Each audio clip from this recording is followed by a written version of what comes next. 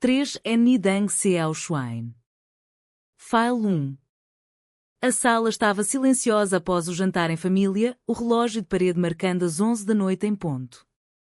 Beatriz tinha adormecido no sofá, o corpo relaxado sob a manta leve que eu mesma havia colocado sobre ela, o rosto angelical como se nada pudesse perturbá-la. Eu estava prestes a me levantar para ir embora quando a mãe dela, Isabel, me segurou pelo braço com uma força surpreendente e sussurrou: Laura, fica mais um pouco. Eu preciso falar contigo a sós, algo que eu guardo há 30 anos e que agora vejo que pode mudar tudo para vocês duas. O coração acelerou no meu peito enquanto seguíamos para a cozinha pequena, iluminada apenas pela luz amarelada do candeeiro sobre a mesa. Isabel serviu 2 copos de vinho do Porto, as mãos tremendo ligeiramente, e sentou-se em frente a mim com os olhos fixos nos meus. Eu sei que tu e a Beatriz não são só amigas, Laura. Eu vejo nos olhares, nos toques discretos que vocês acham que ninguém nota.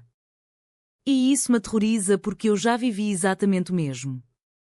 As palavras saíram dela como um rio represado há décadas. Em 1992, em Coimbra, ela tinha conhecido Lucia, uma estudante de letras de Lisboa, cheia de sonhos e coragem. Elas se apaixonaram em segredo, passeando pelas ruas antigas da universidade, trocando cartas escondidas em livros, planejando fugir para o norte onde ninguém as conheceria. Mas a família de Isabel descobriu as cartas. O pai dela, um homem rígido da igreja, ameaçou deserdá-la, a mãe chorou dias seguidos dizendo que era pecado mortal. Isabel foi obrigada a romper com Lucia numa carta cruel que ainda a assombrava. Casou com o pai de Beatriz por conveniência, teve a filha, construiu uma vida que parecia perfeita por fora mas vazia por dentro. Eu vi vocês duas hoje à mesa e foi como ver o meu reflexo. O mesmo medo, a mesma felicidade escondida. Mas olha para mim agora, Laura. Eu paguei o preço. A sociedade não perdoa. A família destrói. Se o teu pai descobrir, Beatriz vai sofrer o que eu sofri. Eu fiquei lânguida, as mãos frias apertando o copo. Há 2 anos Beatriz e eu nos amávamos em silêncio, encontros roubados no meu apartamento em Lisboa, viagens de fim de semana disfarçadas de viagens com amigas. A família dela achava que éramos só colegas da faculdade. Agora esta confissão abriu uma ferida que eu não sabia como fechar. Isabel continuou, a voz rouca: promete-me que vais pensar bem. Eu não quero que a minha filha viva com este peso. Se for preciso, eu conto tudo ao pai dela antes que seja tarde. Saí da casa às 2 da manhã, o ar fresco da noite de Lisboa não acalmando o turbilhão na minha cabeça. No táxi de volta, revivi cada momento. O primeiro beijo de Beatriz no mirador de São Pedro de Alcântara, as promessas sussurradas de um futuro juntas. Mas agora as palavras de Isabel ecoavam como um aviso. O preço do amor verdadeiro era mesmo tão alto assim? Cheguei ao meu apartamento e não consegui dormir, andando de um lado para o outro, questionando se o nosso segredo valia o risco de destruir a família dela. Na manhã seguinte, o sol entrava pela janela do meu apartamento quando Beatriz chegou com pãezinhos quentes da padaria da esquina, o sorriso largo como sempre. Bom dia, amor. A minha mãe disse que vocês conversaram até tarde ontem. O que foi? Parecia sério. Eu hesitei, o café na mão tremendo. Não podia esconder, não depois da noite em branco. Sentei-me com ela à mesa da cozinha e contei tudo. A confissão de Isabel, o amor por Lucia, o casamento forçado, o medo dela por nós. Beatriz empalideceu, os olhos enchendo-se de lágrimas. A minha mãe? Nunca imaginei. Ela sempre foi tão normal, tão dedicada ao pai. Passámos horas a falar, abraçadas no sofá. Beatriz sentia-se traída pela mãe por esconder tanto tempo, mas também compreendia o medo. E se ela tiver razão, Laura? O meu pai é conservador, os tios da igreja. Se descobrirem, vão cortar relações. Eu trabalho na escola deles, dependo da família para tudo. As minhas dúvidas internas cresciam. Eu, filha de pais divorciados em Setúbal, não tinha tanto a perder, mas Beatriz tinha toda uma vida construída sobre mentiras confortáveis. Decidimos não contar nada por agora, observar. À tarde fomos passear no Parque das Nações, de mãos dadas discretamente, mas cada toque parecia carregado de perigo. À noite, Isabel ligou para Beatriz, a voz preocupada. Filha, a Laura contou-te? Eu fiz mal em falar, mas era para proteger-te. A conversa terminou em lágrimas. No dia seguinte, no trabalho na agência de arquitetura, eu não conseguia concentrar-me nos projetos. O meu chefe notou: Laura, estás pálida. Problemas de coração? Sorri forçado. À noite, Beatriz veio jantar e discutimos pela primeira vez. Talvez a minha mãe tenha razão. Podemos esperar mais um ano até eu ter estabilidade no emprego. Eu senti uma facada. Esperar significava esconder, mentir, pagar o preço do silêncio. Mas o amor por ela era maior que o medo. Concordámos em tentar, mas o peso já se instalava. No fim de semana fomos a Sintra visitar a família alargada. O tio Manuel, irmão do pai de Beatriz, fez comentários sobre meninas que vivem sozinhas demais. Isabel olhava-me com olhos suplicantes do outro lado da mesa. O ar estava carregado. Na viagem de regresso, Beatriz chorou no carro. Eu não quero perder-te, mas também não quero perder minha família. O conflito interno consumia-me. Estava disposta a lutar, mas a que custo? A tensão aumentou quando o primo de Beatriz, Rui, um rapaz de 25 anos que trabalhava na empresa do pai, começou a suspeitar. Numa festa de aniversário na casa de Sintra, ele viu-nos trocar um olhar demasiado longo perto do jardim. Vocês duas são muito próximas, hein? Comentou com um sorriso malicioso enquanto servia vinho. Beatriz riu nervosa, mas eu senti o perigo. Dias depois, Rui apareceu no meu apartamento sem avisar, dizendo que passava por Lisboa. Sentou-se e foi direto. Eu ouvi a tia Isabel falar com a mãe pelo telefone. Sobre ti e a Bia. É verdade? O meu mundo parou. Neguei no início, mas ele tinha provas, mensagens que Beatriz esquecera no telemóvel emprestado à mãe. O tio vai ficar louco. Ele é da velha guarda, vai deserdar a Bia. Ameaçou contar tudo se não acabássemos com aquilo. Foi a primeira traição verdadeira. Beatriz ficou devastada quando contei. O meu próprio primo? Como pode? Confrontámos Isabel juntas. Ela chorou, dizendo que nunca imaginara que Rui ouviria. Eu só queria proteger, mas agora está fora de controlo. O pai de Beatriz, Manuel, começou a perguntar estranhamente sobre as minhas visitas. O ambiente em casa dela tornou-se sufocante.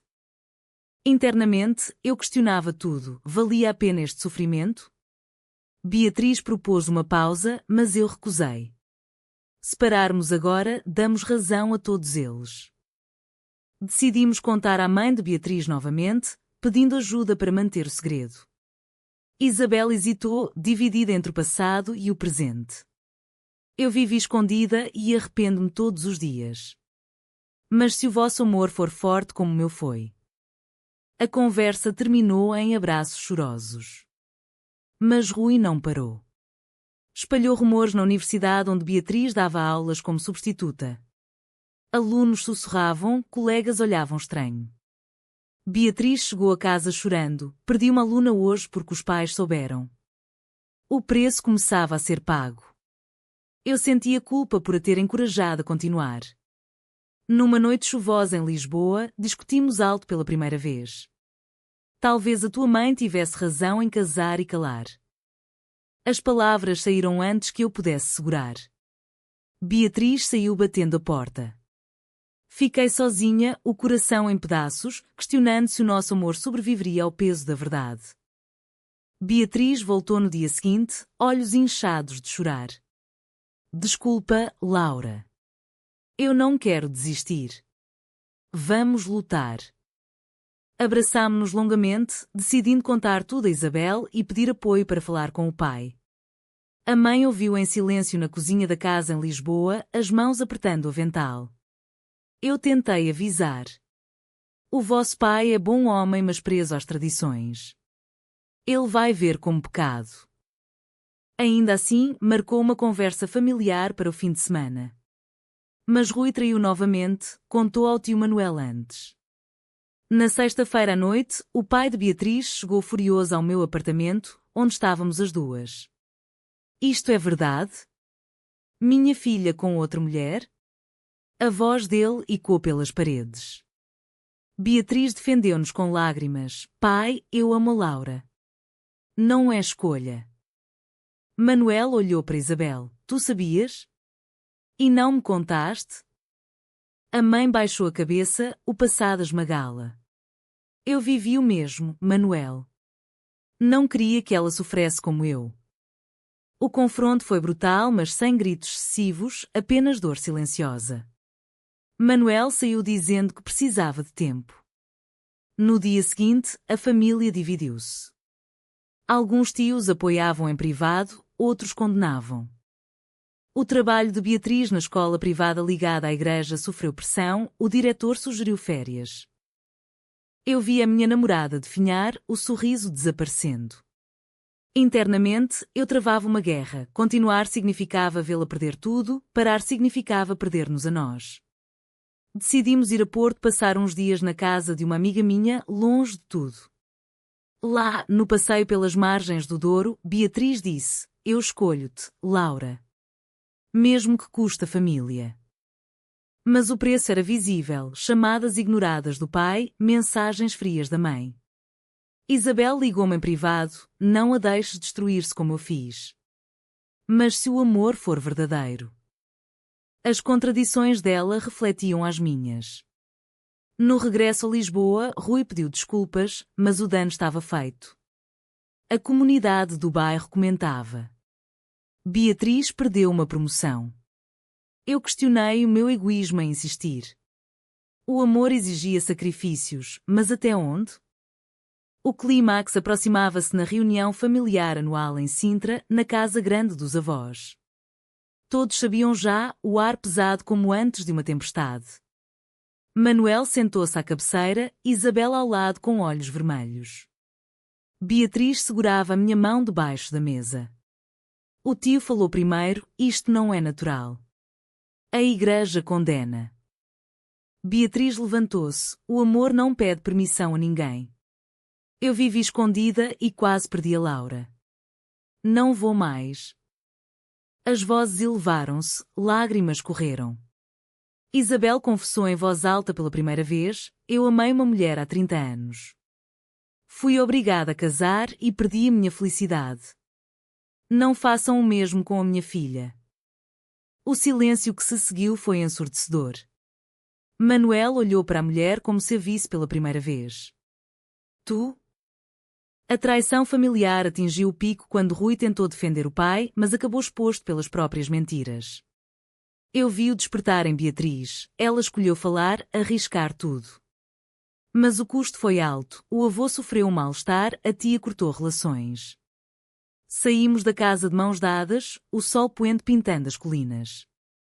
No carro, Beatriz chorou. Perdi metade da família hoje, mas ganhei-me a mim mesma. Eu sentia o mesmo conflito, orgulho pela coragem dela, culpa pelo preço pago. Dias depois, em Lisboa, Isabel visitou-nos. Eu estou orgulhosa. Demorei 30 anos a acordar, vocês fizeram em meses. Mas o pai ainda não falava. Beatriz decidiu mudar de emprego, aceitar um posto em Lisboa longe da influência familiar. A pressão social no bairro diminuía lentamente, mas olhares persistiam. Internamente, eu refletia sobre as escolhas. Cada decisão nossa tinha um custo, liberdade por isolamento, amor por solidão familiar. O nosso relacionamento fortalecia-se nas noites de conversa profunda, mas as cicatrizes ficavam. Meses depois, a vida estabilizava numa nova normalidade. Beatriz e eu vivíamos juntas abertamente no meu apartamento, o fado tocando baixo nas noites de Lisboa enquanto cozinhávamos. O pai dela começou a enviar mensagens tímidas, um passo de cada vez. Isabel tornara-se nossa aliada, visitando-nos aos fins de semana e partilhando histórias de Lucia, agora reencontrada por carta. Mas o preço permanecia, Natal sem a família alargada, olhares na rua, dúvidas ocasionais. Numa tarde chuvosa, enquanto Beatriz dormia no sofá como naquela noite fatídica, eu sentei-me com Isabel na cozinha novamente. Valeu a pena? Perguntei. Ela sorriu triste. O meu silêncio custou-me a alma. O vosso grito custou-vos a família. Mas vocês têm-se uma à outra. Beatriz acordou e juntou-se a nós, o braço ao meu redor. O nosso amor sobrevivera às traições, aos confrontos, aos sacrifícios. Eu tinha aprendido que as escolhas certas nem sempre são as fáceis e que o despertar vem com dor. A sociedade portuguesa mudava lentamente, mas em Sintra e nos bairros tradicionais ainda resistia. No entanto, olhávamos para o futuro com esperança cautelosa. Enquanto o sol se punha sobre o Tejo, percebi que cada decisão nossa moldara quem éramos agora, mais fortes, mais verdadeiras. Mas a pergunta que me assombrava e assombrará sempre era: será que o amor verdadeiro justifica destruir a família, ou o silêncio é o preço da paz em um mundo que ainda julga?